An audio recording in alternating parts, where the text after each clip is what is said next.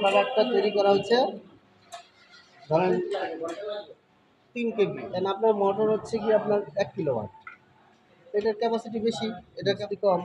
তো এইটা 3 কেভি যদি ডিফল্ট সেট করা থাকে তখনই সে রিসেট বা ট্রিপ করবে যখন 3 কেভি লোড আসবে বা তার উপরে যাবে।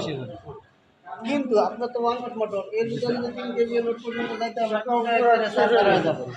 তখন হবে কি প্যারামিটারগুলো এখানে আপনার সেট করে দিতে হবে, তাহলে সে বুঝবে যে আমার মোটরটা 1 কিলোওয়াটের। তখন সে 1 কিলোওয়াটের বেশি যদি কোনো প্রকার মনে করেন যে অ্যাবনর্মাল কিছু দেখে তখন সে সাথে সাথে স্টার্ট করে দেবে।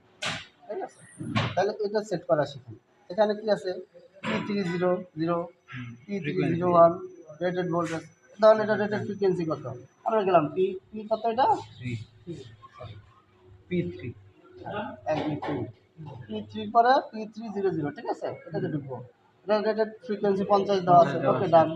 এবার যাবো হচ্ছে গিয়ে P300 পরে 01 ভোল্টেজ। হ্যাঁ, ভোল্টেজ কত, 220 থেকে 240 লেখা আছে 380।